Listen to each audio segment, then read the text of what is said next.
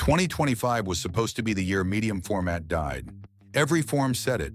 Every comment section predicted it. Full-frame cameras were getting sharper, faster, smarter. And medium format? Well, it was beautiful, sure, but slow, expensive, stuck in the past. And then Hasselblad did something no one expected. They didn't flood the market with 5 new cameras. They didn't panic-release budget models to compete. Instead, they made one single move. One perfectly calculated, deeply refined flagship that silenced every critic and made professionals realize something important. Medium format wasn't dying, it was evolving. By the end of this video, you'll know which Hasselblad camera became the defining moment of 2025 and why photographers who waited years for it finally got exactly what they asked for. But before we get there, make sure you subscribe to Alt Buzz, because we're about to dive into a story most camera channels won't tell you. The real story, the one that matters.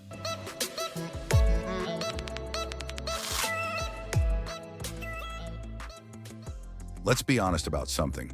Hasselblad has always lived in its own world. A world where megapixel wars don't matter, where speed isn't the goal, where the only thing that counts is this. Does the image feel right? Does the color breathe? Does the file give you that medium format magic no full-frame sensor can replicate? For decades, the answer was yes. Hasselblad built a reputation on purity, on craftsmanship, on being the camera that fashion photographers, landscape artists, and fine art creators trusted without question. Their sensors delivered 16-bit color depth. Their natural color solution, HNCS, produced skin tones and highlight roll-off that felt almost three-dimensional. And their designs? Minimalist, Scandinavian, timeless. But purity has a cost, and for years that cost showed up in places Hasselblad users couldn't ignore anymore. Autofocus that felt stuck in 2010, no continuous tracking, stabilization that worked but not well enough for handheld low-light shooting, workflows that required you to slow down, set up, think carefully. Beautiful in theory but frustrating when shooting anything that moves. The criticism wasn't hateful, it was honest. People loved Hasselblad. They just wanted it to keep up. In 2025, that was the year Hasselblad finally listened. 2025 didn't start with a bang. It started with whispers, small updates, firmware notes, focused workflow refinements that seemed minor on the surface but hinted at something bigger brewing behind the scenes.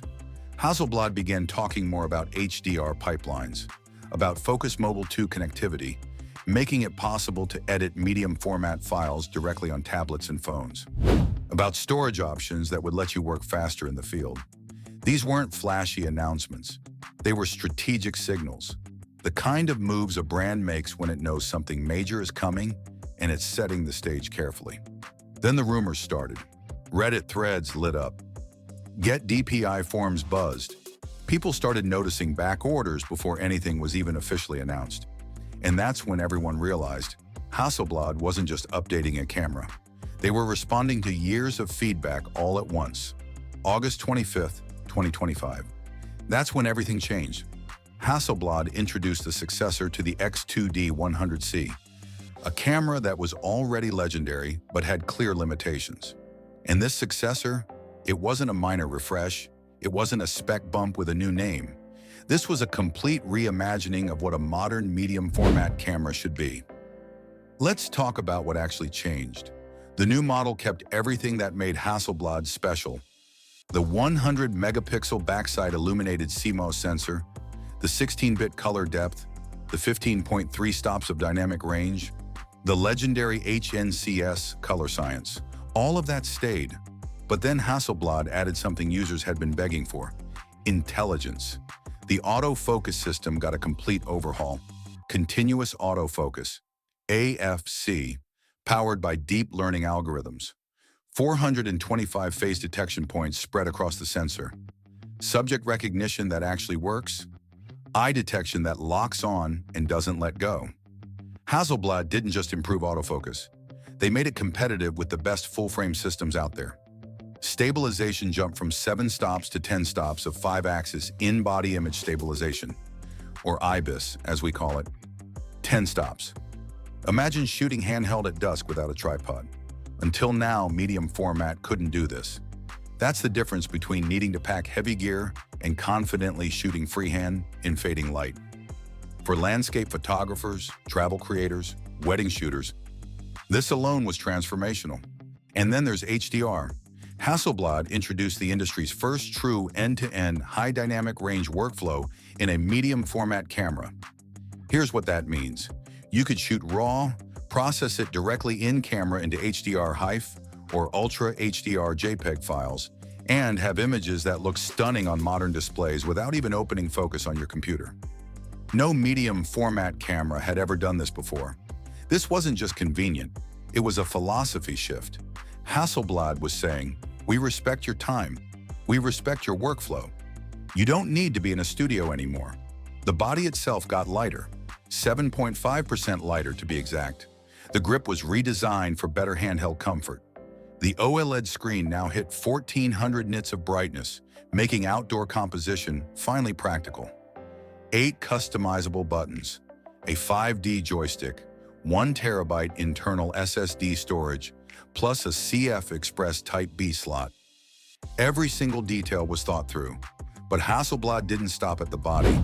They launched a new XCD 2.8-4, 35-100E zoom lens alongside it, covering a full-frame equivalent range of 28 to 76 millimeters. This is your everyday shooting range. Street photography, portraits, travel, events. And it comes with a fast variable aperture, newly optimized autofocus motors that actually keep up with the improved body tracking, and a leaf shutter that lets you sync flash at any shutter speed. Imagine shooting at 1/1000th of a second with full flash power. That's what leaf shutter gives you. At $4,599, it was expensive, sure, but compared to other medium format zooms, it was almost reasonable. Then came the Vandra camera backpack, new 86mm filters, firmware updates that improved Focus Mobile 2 connectivity. Hasselblad wasn't just releasing a camera, they were building a complete ecosystem around it. This was a platform year. The pricing?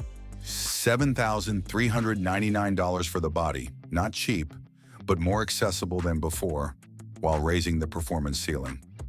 Before we continue with what happened next, quick reminder. If you're loving this deep dive into Hasselblad's 2025 strategy, don't forget to check out the Alt Buzz website, links in the description. We post extended camera breakdowns, sample footage, gear comparisons, and hidden insights you won't find anywhere else.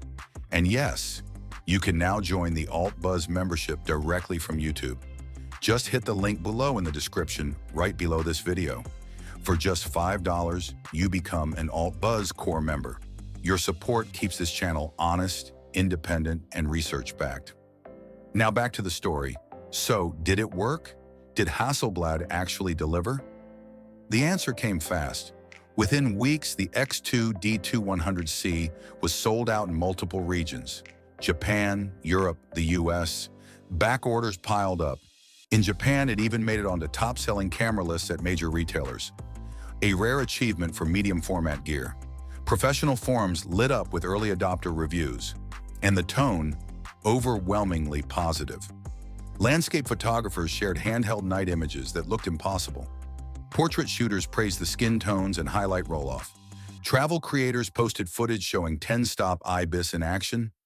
Walking shots, handheld pans, low-light sequences that looked tripod stable. People weren't just impressed by specs, they were impressed by how it felt.